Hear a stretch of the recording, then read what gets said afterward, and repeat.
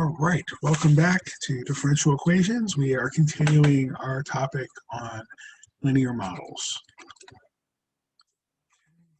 So this is going to cover a lot of 3.1, and we're going to make mixture problems the focus of this lecture.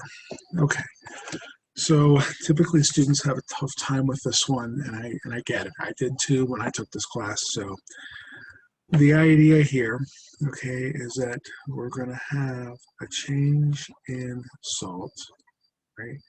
That's going to be equal to the amount of salt in minus the amount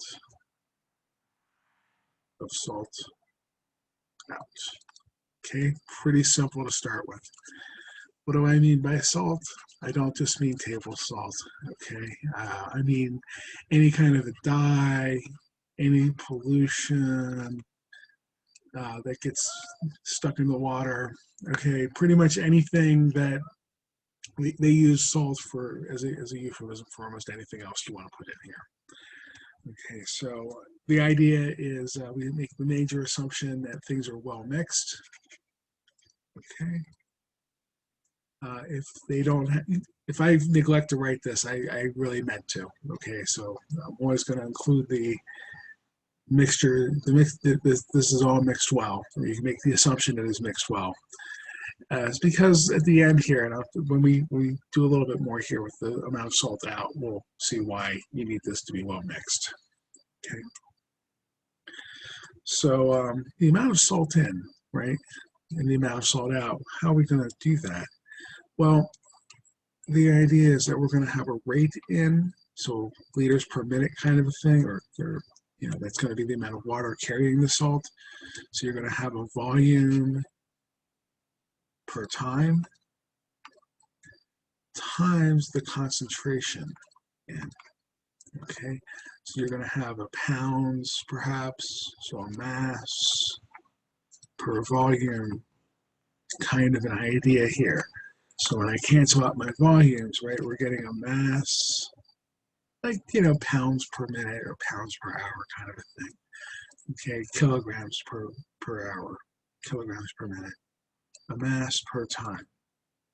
Okay, and the same thing with the salt out. Okay, we're going to have our rate out, okay, times our concentration out. Okay, the rate out, again, is going to be a volume per time times a mass times a volume. Okay, cancel off the volumes, and we're going to get a mass per time. What's happening here? Okay.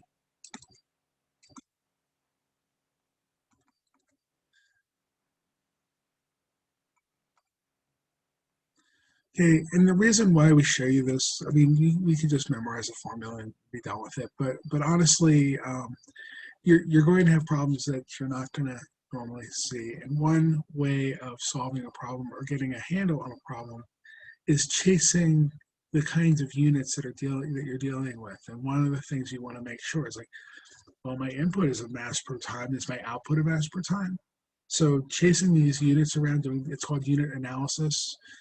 Okay, and that's making sure that you have the same units consistently throughout the problem.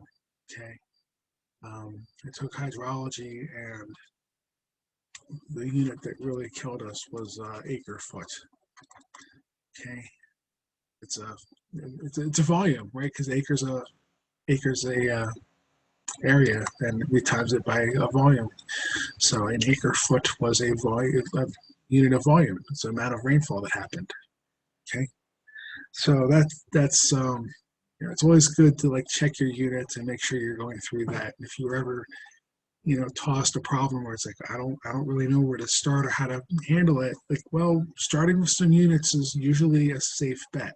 Okay, so it's just another problem solving technique that maybe you haven't seen it since Chem 1, maybe you didn't take Chem 1, but now you get to revisit this and kind of have a check on like how to do it. Okay. So let's do 3 examples on this one. Okay. So we're going to do 3 examples, and they're going to be nearly the same. I'm going to set them up pretty much the same way every time. but hopefully the repetition will help in cementing what we're trying to do here. Okay, so say we have a tank.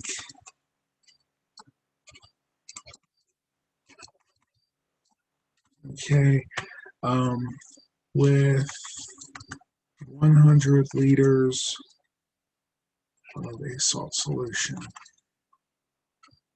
Okay, and we'll say the tank can hold, we'll say 200 liters. Okay, that'll be important for example 2, but right now we don't really care. Okay, and the initial salt concentration.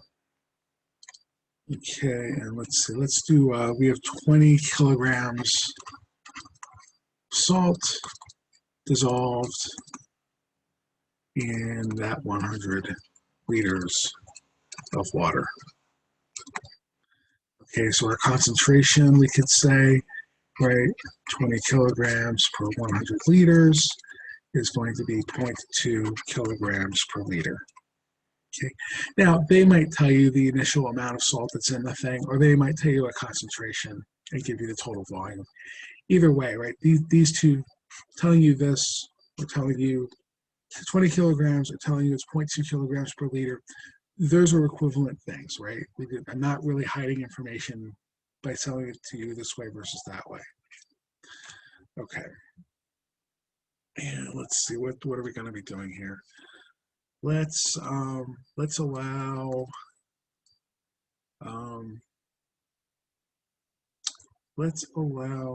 input, okay, of 5 liters per minute of a solution that has 0.4 kilograms per liter in it, okay? And we're going to allow the tank to drain at the same rate.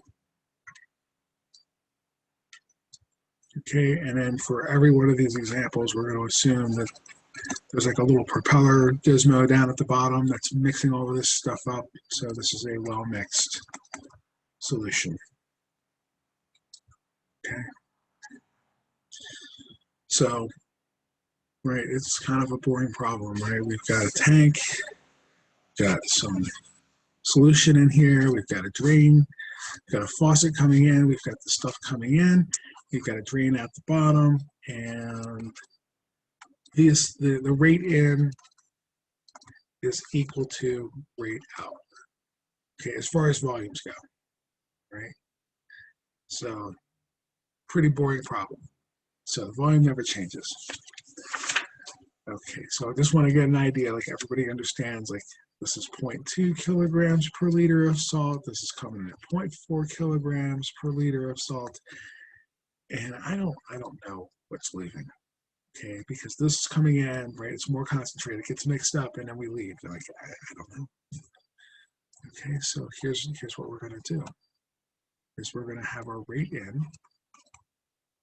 right? And that's equal to, right? It's coming in at 5 liters per minute, right? And then we have times 0.4 kilograms per liter. So we do that arithmetic and we get 2 kilograms per minute is in, okay? Our rate out, well, it's still leaving, right, at 5 liters per minute. What's the concentration of this? Well, I don't know, right? But how do we get a concentration? We have a mass, we have the amount of salt divided by the volume. What's the volume? I know the volume, right, is 100 liters. Okay, because that's the whole tank. It's always going to be 100 liters. And then we're going to say set Q. I mean, it's always, every time I've done this problem, it's always Q. And this is going to be the mass of salt. Okay, so we're going to have a Q here. And when you have to deal with more complicated problems, or you're trying to like figure out like what are we trying to do. Labeling your variables, deciding a list of your variables is also a very good practice. Okay, so the reason why we show it to you this way is a couple of reasons. And one is like some problem solving techniques get shown here, but we really want you to understand like what the process is, okay? Because you're gonna, physics teachers do this all the time. Like, let's just start with F equals MA. Like, how did you get from point B to point A from F equals MA? I have no idea. Magic. Okay, not really, but you know. So this is going to be 5 over 100, right? So this is what, 1/20th Q? Okay, or 0.05, if you like the decimal. Okay, so what's happening here, right? We have our change in salt over time. We're going to take a limit here, so we're going to do a dq by dt here is equal to, what's coming in? Its constant is equal to 2 in, right? This is the in mark, the amount, minus, and this is 1/20th Q out. Okay. So what this is going to look like, right? This is going to be Q prime plus 1 over 20 Q is equal to 2. And now we just have to solve this.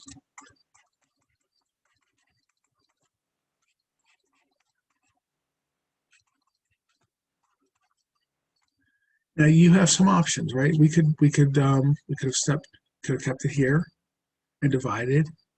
I usually like to solve these as first order linear and get integration factor. Okay, but a problem like this, you could have divided and it would be just fine. Okay, the next couple you're not going to be able to do that with, but this one, right, first order linear. So integration factor rho is equal to e to the, what's the p of x here? It's 1 over 20. Okay, 1 over 20 dt. That is equal to e to the 1/20th dt. Okay. I think 1/20th is a kinder number than 0.05, but I mean, it's a nickel either way, right? So either way you want to do it. So we have q tick e to the 1 over 20t, okay, plus 1 over 20 e to the 1 over 20t, q is equal to 2 e to the 1 over 20t. Okay, multiply everybody by, don't forget the right-hand side. That's where a lot of you will make mistakes. Don't forget the right-hand side. Multiply everybody by my integration factor. Okay? Now, this bit here on the left, that stuff, that is the derivative, right, of q times e to the 1 over 20t. Okay? And if you don't believe me with that, you shouldn't. You should check this out yourself. Like, go through and take the implicit differentiation of this product, and you'll find this is what you get. Okay, and then we have 2e to the 1 over 20t. We have to integrate both sides.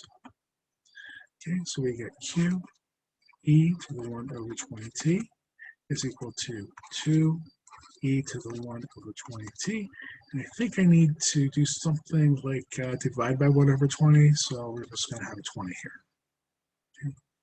Now, I just guessed and checked this thing. I didn't do a let u equal, so that's okay. But if you wanted to do a u substitution, because like maybe you're feeling a little rusty on doing e to the ax or something, then that's fine. If you memorize the formula, that's great. I did not. But what I'm going to do is I'm going to take this derivative, right? I'm going to take 20e to the 1 over 20t and take the derivative and check to see if 20e to the 1 over 20t times 1 over 20 is what I started with. This guy right here. And it is. So I know I do guess and check, and it's okay. Not quite, right? Get plus c. So we have q e to the 1 over 20t equals to 2 times 20 is 40 e to the 1 over 20t plus c. Okay, now we're going to isolate q. We get q is equal to 40, right? Because we're gonna multiply by e to the negative 1 over 20t, right? So this is going to drop away, plus c e to the negative 1 over 20t. Okay. Now, at time 0, Do you remember how much salt was in the, what was Q?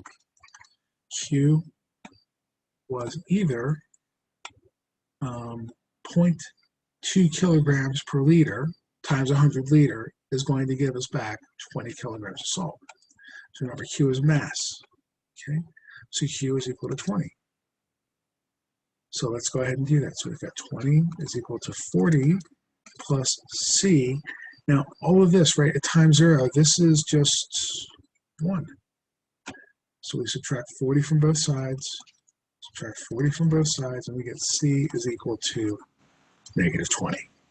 Okay, so our formula here for how much salt is 40 minus 20 e to the negative 1 over 20t.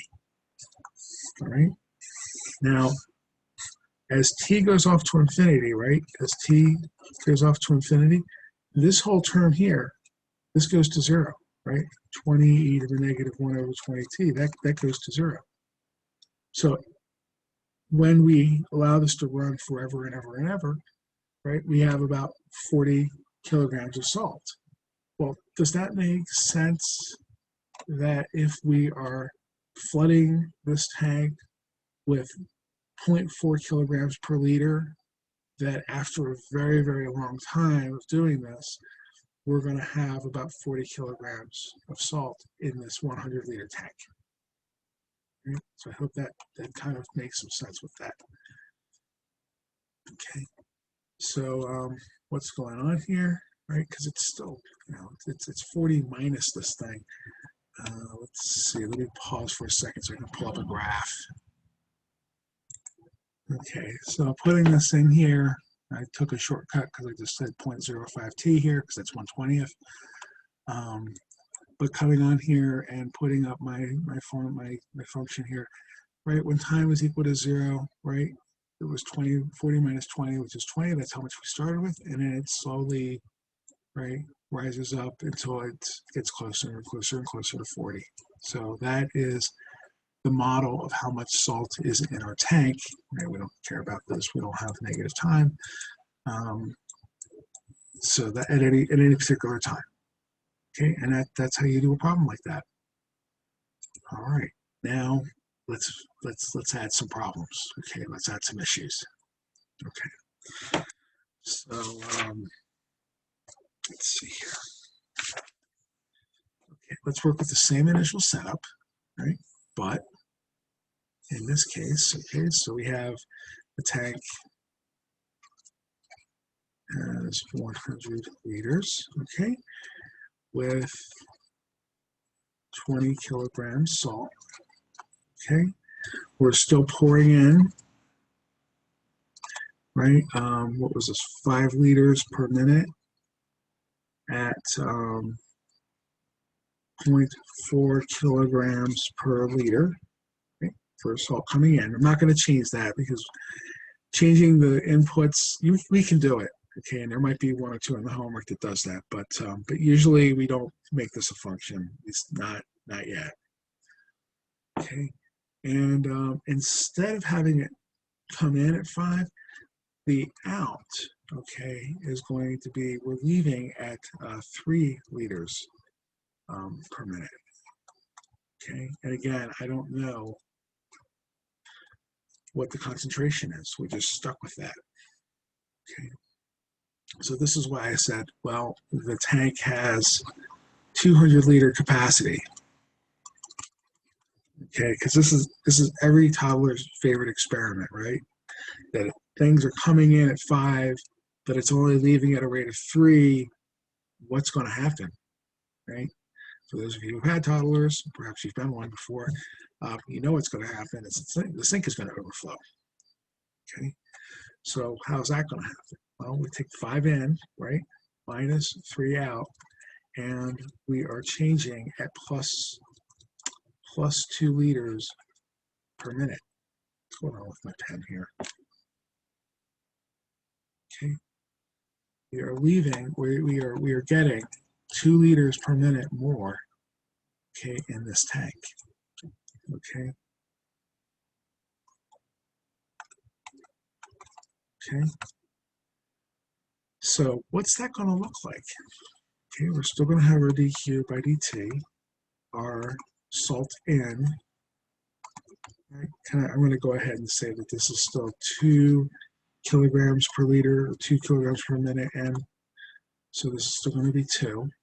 Okay, minus, now, right, we have our amount that's there divided by, right, um, here's, do it in words first, sorry. Okay, remember, this was our rate out times our concentration out, right? So what's our rate out? Well, the rate out is going to be 3, right? It's leaving at 3 liters per minute, right? 3 liters per minute times the concentration. So that's Q kilograms, right? Divided by, well, we got to divide by the volume here. Volume is going to be 100 plus, because remember we stopped up the drain a little bit, plus 2T, right? So it's getting, there's more and more and more of this as we go on, okay? So this is the rate out, okay? And again, this is in, right? This is in liters. So we cancel the liters off, we still get kilograms per minute. This is equal to my dq dt. Okay, so what do we have? Well, we have q tick is equal to q2 minus 3q over 100 plus 2t. Okay, so what is that going to be? It's going to be q tick plus, I'm going to say 3/2 here, times q over 50 plus t. Notice I took a 2 out and just put it over here, and that's equal to 2. Okay, this is your nice first order linear equation, right? So we're going to go ahead and let our integration factor, right? Integration factor, this is rho is equal to E. Go ahead and make some room here with this. Okay, put this all on line here. So rho is equal to E to the integral, okay? And this is 3/2 1 over 50 plus t, dt. Okay? So we could do a u substitution here, okay, but we don't really have to. This is 3/2 times the natural log of 50 plus t, right? So this is e to the natural log, 50 plus t, raised to the 3/2 power, and e to the natural log of something is just whatever that something is. There we go. Okay. So let's go ahead and see what happens now. We're going to multiply everybody by this integration factor, okay? That's going to make everything work out. So here we have it, right? We have 50 plus t raised to the 3/2 power, okay, times q plus, okay. Now, I'm just going to do this because I want you to see what's going on a little bit. This is 50 plus t raised to the 3/2 divided by 50 plus t raised to the 2/2. Okay, and this is equal to 2. 50 plus t raised to the 3/2 power. Okay, so we have 50 plus t raised to the 3/2 cube plus, I'm going to simplify this. This is 3/2 50 plus t raised to the 1/2 times q. Just tick. That is equal to 2. 50 plus t raised to the 3/2. Okay. So when I pull this together, right? 50 plus t raised to the 3/2 times q. Hopefully you can see this. When we take the derivative of this implicitly, that you can see the 3/2 is going to come down in front, right? Times the t, we're going to subtract 1, and then we have to take a chain rule, which is just 1. So you can see that this derivative here, right? This derivative here is the same as what's going on over there. Okay, and it's just going to be 2, 50 plus t raised to the 3/2 power. Okay, so take the integral of both sides. Okay, so we get 50 plus t raised to the 3/2 power q is equal to 2, because the 2 comes through the integral, and I've got to integrate this. And again, you could do u substitution, do 50 plus t, du is simply dt, right? So it's just going to be u to the 3/2 power, okay, dt. I don't know what that was, but whatever. So that's going to be u to the 5/2 times 2/5, right? Plus c. Okay, so what we're doing, I'm just going to combine this a little bit. So we've got 50 plus t raised to the 3/2 q is equal to 4/5. This is 50 plus t raised to the 5/2 plus c. My apologies because the numbers here are not going to be quite as nice as the original one, but you know, there we go. All right, let's go ahead and divide by this business here. Okay, so q is equal to 4/5. Now here we're going to have 5/2 rather minus 3/2. Well, 5/2 minus 3/2 is 2/2. So that's just going to be 50 plus t, okay, plus c, okay, 50 plus t raised to the negative 3/2. Okay, so at time 0, right, q, how much salt was in the tank? It was 20 kilograms, right? So let's go ahead and sort out our c. So we have 20 is equal to 4/5, 50 plus 0, plus c, and this is 50 plus 0 to the negative 3/2. Okay, this is going to be a delightful number. So 4/5 of 50, right, that's going to be 40. Okay, so we have 40 plus c, and this is 50 to the negative 3/2 is equal to 20. So that's negative 20 equals c times 50 to the negative 3/2. Multiply everybody by 50 to the 3/2. 50 to the 3/2. We get c equals the delightful number of negative 20 times 50 to the 3/2. Oh, look at that.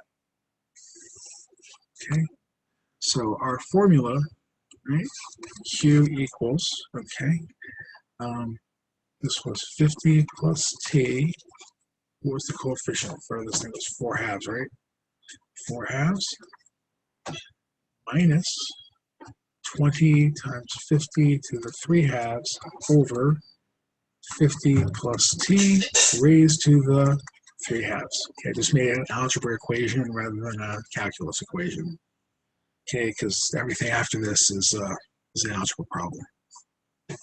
Okay, well, here, if I go ahead and set t equal to infinity, right? If I find the limit as t goes to infinity, like, well, we're going to get infinite amounts of salt. I'm like, well, sort of. There's an upper bound for t in a realistic situation, right? And how long before the tank overflows?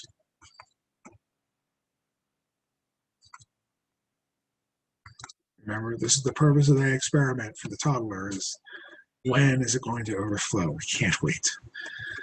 Okay. And since we are getting, right, we're getting an additional 2 liters increase, what's the capacity of the tank? Well, the tank was 100 liters. So when it's rising, right, you know, we have 100 liters extra capacity divided by rising of 2, 50 minutes. So let's hope somebody comes by in an hour, otherwise we're going to have a mess, okay? So when t is equal to 50, that's when this kind of, well, the tank doesn't work anymore because we're outside of the tank. Okay, so what we could say, you know, at the point of overflowing,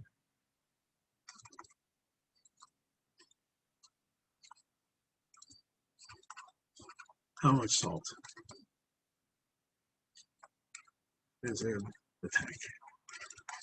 Okay, that's a good question. So you're just going to say, well, Q is equal to 4/5, right?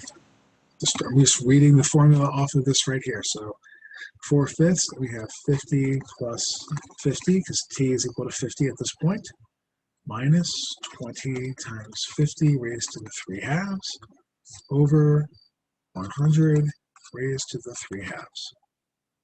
Okay. So 4/5 of 100, right? 50 and 50 is 100. 4/5 is going to be 80.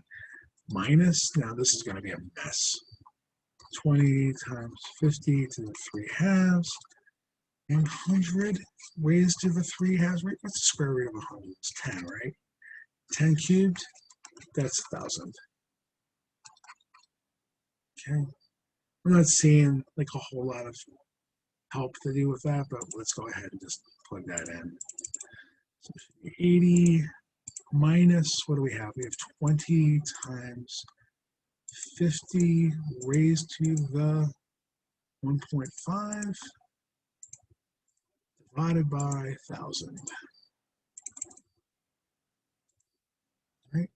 Got Q was equal to 72. 72.93. Okay, at the point of overflow.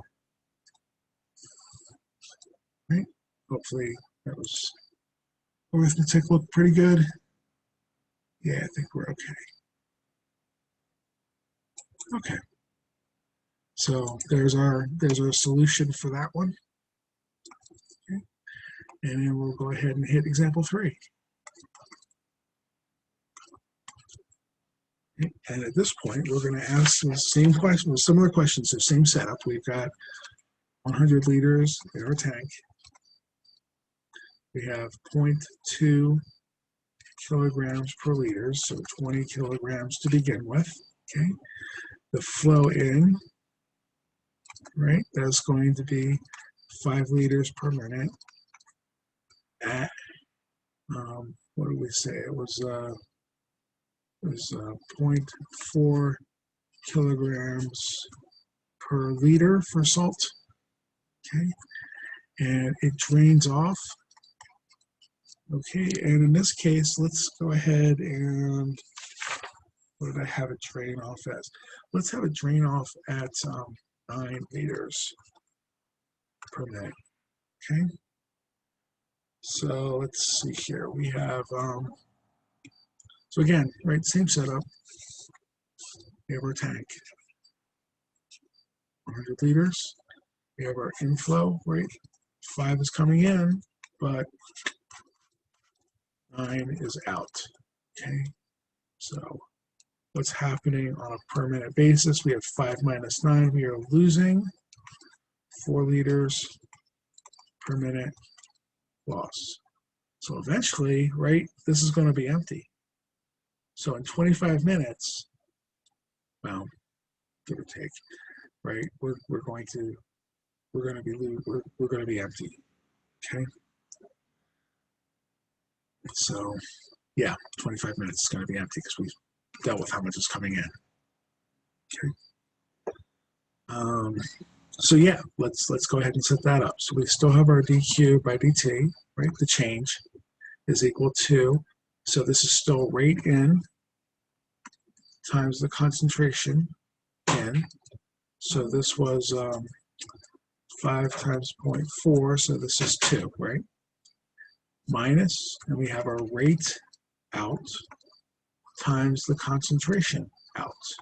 So the rate out is minus 9, and our concentration is Q over the volume, but it's 100 minus 4T. That's the volume that we're dealing with. Okay? So that's our dq. Okay, so just to kind of summarize here, we have Q by dt, right, is equal to 2 minus 9Q over 100 minus 4T. Maybe we clean that up a little bit more. 2 minus 9 over 4 then we have q over 25 minus t, right? Equals dq. All right, let's go ahead and swing this thing to the other side. So we've got dq by dt, right, plus 9/4 q over 25 minus t. You gotta check something here. Okay, so this was equal to 2. Okay, and again, we have to go ahead and sort out an integration factor, right? So that's a first order linear equation. So we have rho is equal to e to the, this is 9/4, 1 over 25 minus t dt. Okay, so this is going to be e to the 9/4. And then remember, like, we're going to have a negative sign here, so this is going to be times the negative natural log of 25 minus t, all right, dt, which is equal to e to the natural log of 25 of minus t raised to the negative 9/4, right? So this is equal to 25 minus t raised to the negative 9/4. Okay.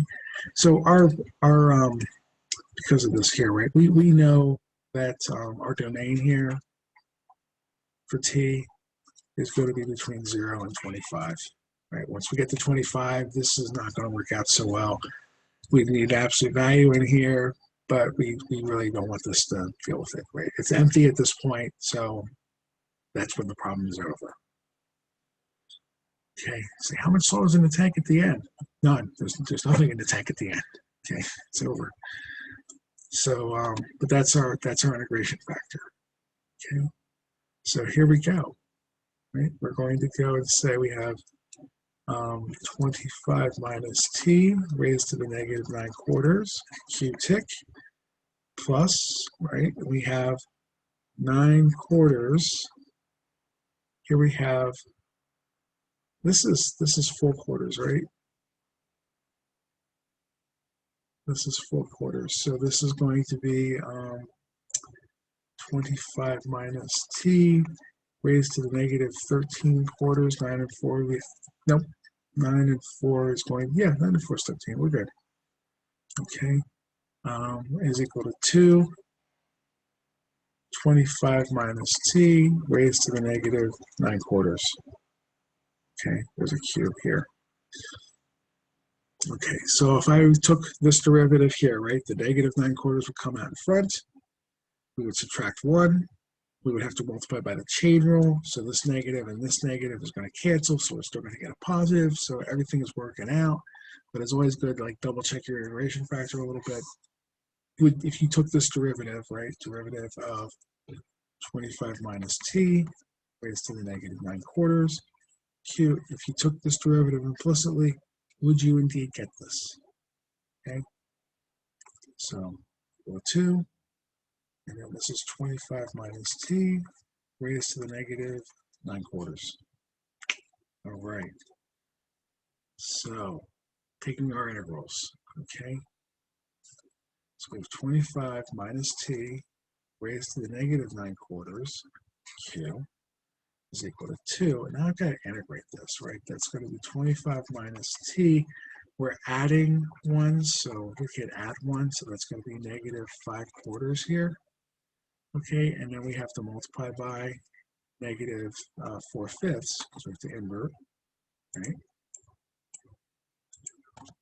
So negative 4/5, but we have a chain rule, right? Our dt is going to be a negative number, okay, plus c. So this negatives are going to cancel. Okay, so here we have 25 minus t raised to the negative 9/4 q is equal to, that's going to be 8/5, how delightful, t to the negative 5/4 plus c. right? And now what we're going to do is we're just going to multiply, right? We're multiplying by 25 minus t raised to the 9 quarters. Okay, so we have q is equal to 8/5. 9 quarters minus 5 quarters. There's going to be 4 quarters. So that's just going to be 25 minus t. Okay, and then we have plus c. And in here we have 25, well, yeah, 25 minus t raised to the 9 quarters. I'm sure it's delightful. Okay, when t was equal to 0, right, q was equal to 20. Okay, so here we have 20 is equal to 8/5 times 25 minus 0 plus c times 25 raised to the 9 quarters. Okay, so kind of squared. Okay, kind of squared. So 25 squared is going to be 625 plus a little bit more. Okay, so let's see, what is 8/5 times 25? That's going to cancel. We're going to have a 40 is equal to 20, right? Plus c 25 to the 9/4. Okay, so that's going to be negative 20 is equal to c 25 to the 9 quarters. So c is equal to negative 20 over 25 to the 9 quarters. Again, I'm sure that's a delightful number. Okay. So what are we going to do here? We're going to say 20, no. So 25 caret 9 quarters. We could say 2.25, right? 9 quarters. Okay. And I will say negative 20 divided by whatever my answer was. Okay, so there, so negative 0.01431, some stuff. Okay, so let's go ahead and approximate this. Okay, negative 0.014. Okay, make my health people happier. All right. Okay, great. Why did I did that right? Yep, looks like it. All right, so what are we going on here? We have q is equal to, and this is 8/5. Okay, this is 50 minus t, 25 minus t. Okay, minus, and I'll say 0.014 for my c, right? And then we'll have our 25 minus t raised to the 9 quarters power. Great. Right? Now, I don't want to put in t is equal to 25, right? Because we already said that's not really a thing. I guess we could check because this isn't a fraction, right? Double checking to make sure that we got that right. So yeah, that's not a fraction. So we actually could figure out like what was going on like at that point. Okay. Actually, that's going to be 0. That's going to be 0. Everything will be 0, right? So at t equals 25, it's a boring problem now. Q is equal to 0. There's nothing in the tank.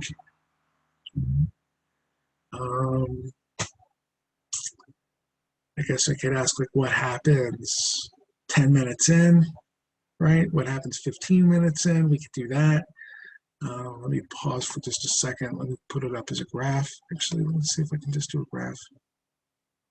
Here's a graph. So pop that down. Shoot.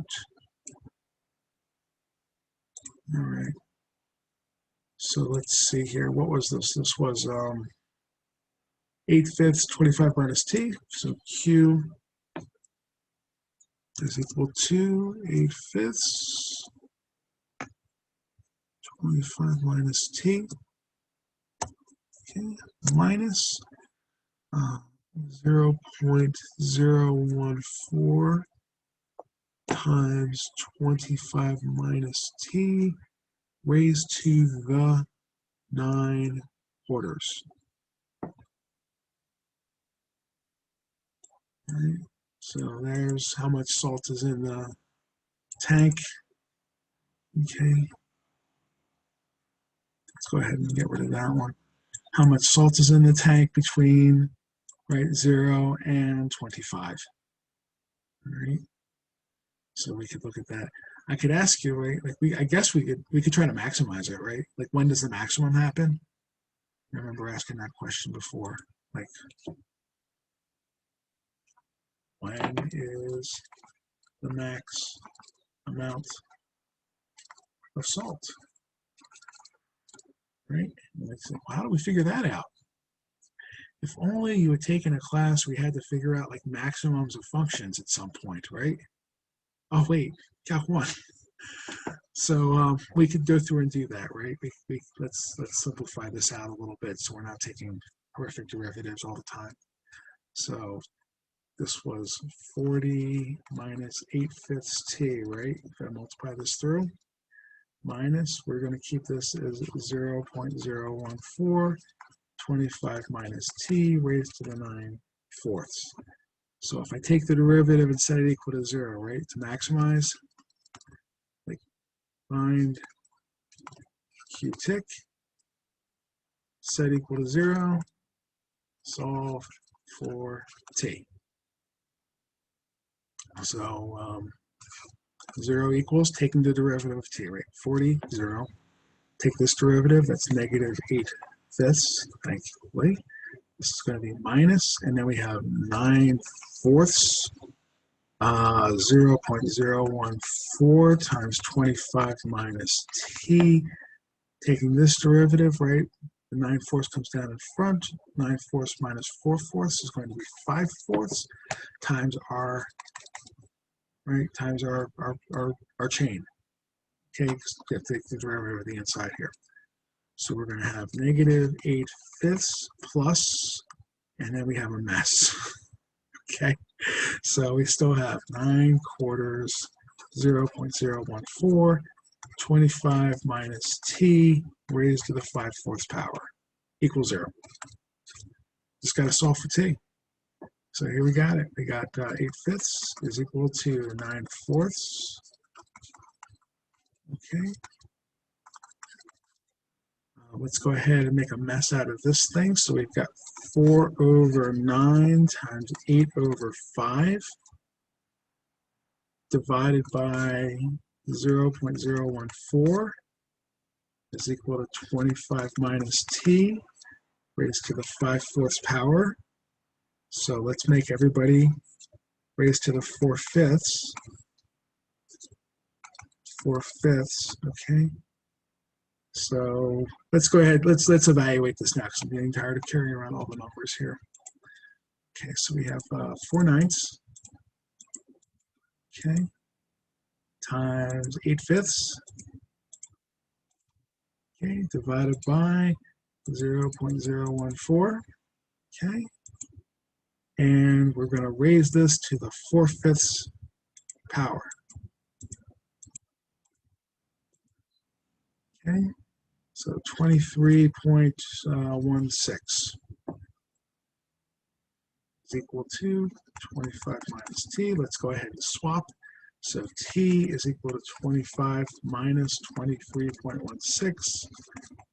And what did we end up with here? We had 25 minus our answer, and 1.84-ish. So let's see if that comes out to be something. And what's there? What's this? Hey, 1.84 something. Okay, that's our maximum. So glad I didn't mess that up on camera. So that's how you figure out the maximum. All right, so that's a question I could ask. All right, that's fair. But that's how you would do it. Okay, so those are like the 3 cases that we're going to have if you have to do something like this.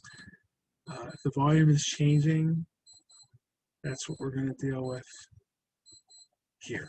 Okay, so this is the volume, it'll have a T. So if it's changing, okay, then this is going to be some expression. It's always going to be linear. I'm not going to do like some kind of a thing where there's a hole poked in it and then you've got to solve a differential equation for the hole poked in it and shove it into this one and you know, have a square root of things going on. Like, no, that's not going to happen. Okay, it's already a complicated enough problem. We're keeping it like this. All right, so it's either leaking and you're going to get a V minus something, or we're adding to it and there's a maximum capacity, so you're going to get a V plus something with T in it. Okay, so it's always going to look like that or that. All right, don't make it harder than it is. Okay, and if it's not changing, then it's just a constant. Don't put extra stuff in here if it doesn't call for it.